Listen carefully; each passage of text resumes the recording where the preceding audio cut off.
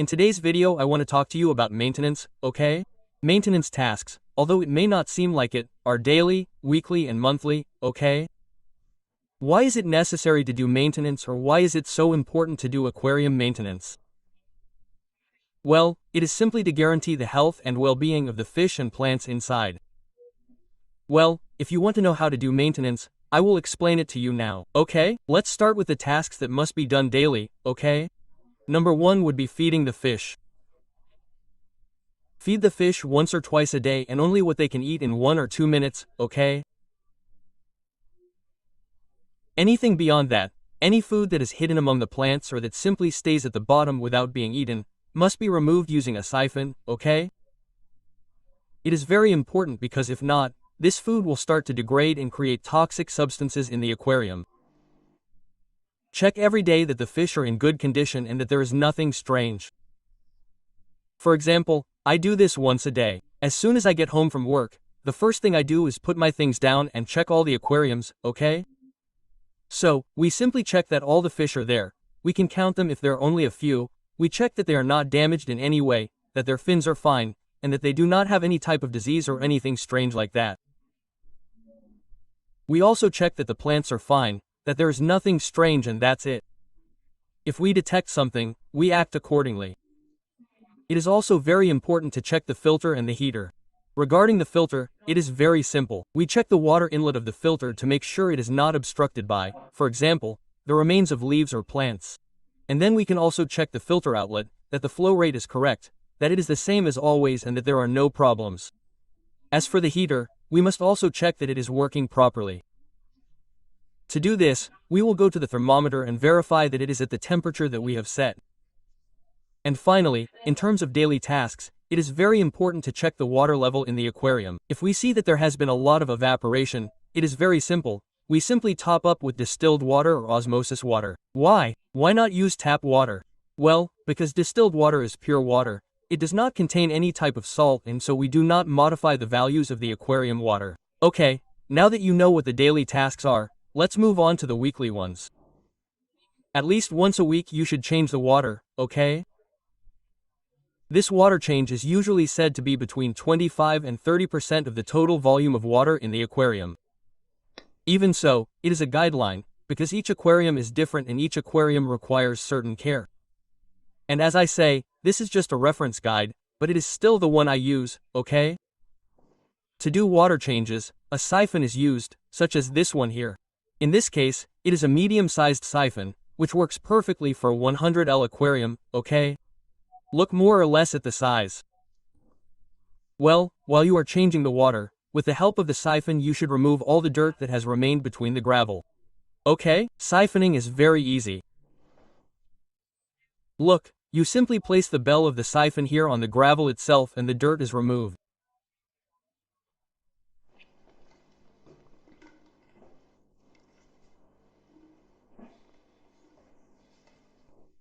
To keep the aquarium looking clean and pretty, you have to clean the aquarium glass. For the inside, for the part inside the water, you can use a magnet. They sell different types of magnets, but the function is the same, which would be to clean the inside of the glass, the algae part. If you don't want to spend money on a magnet, which I still recommend, you can also use a card, okay? With the help of a card you can see how the dirt is also removed. It's even easier to remove the part of the glass where the gravel is touching, without forgetting the outside. Also, due to dripping, maintenance, etc., the outside glass also gets water that dries and leaves lime residue. This will make the aquarium look ugly and neglected, so the outside part also gets cleaned.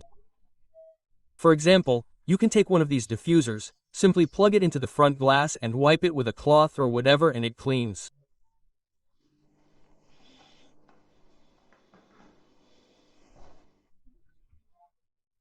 It is not advisable to use chemical products to clean the aquarium glass, such as glass cleaner, because when sprayed, these small droplets can fall into the aquarium and contaminate it.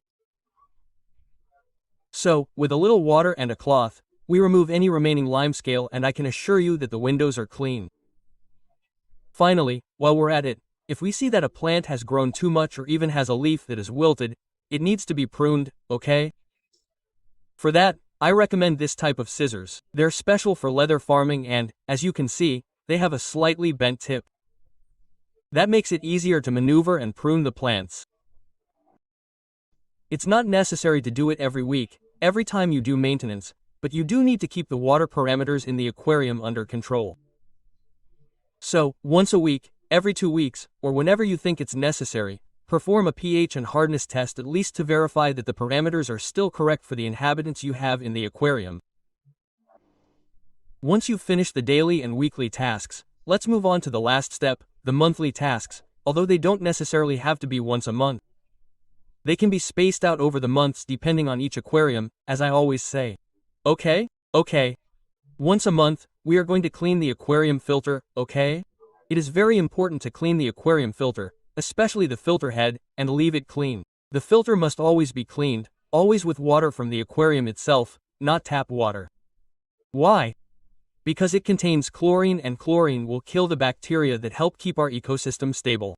Very important, water from the aquarium itself. And in the event that we use an external filter, we must also clean the filter hoses, okay? Because over time, a kind of layer of dirt will form inside the hoses that will clog the tubes and greatly reduce the flow, putting the pump at risk, since it can burn out. Okay? For this, they sell some small brushes that you put on, pass a kind of cable through it, and what you do is pass a small brush through the entire tube and extract all the dirt. It is very simple. This can be done depending on each aquarium. It will get dirty in one way or another. I personally do it twice a year, but only because my aquariums allow it. The only thing that will tell you about it is the filter, the water outlet from the filter. If you see that the flow rate is very low and you have already cleaned the filter and it is still the same, that is because the tubes are dirty, for sure. And these are the tasks that must always be carried out in our aquariums. I hope this video has been useful to you. If so, give it a like. Don't forget to subscribe and share this video with all the people who are starting out in this hobby. I'm sure it will help them and they will thank you. See you in the next video. Bye.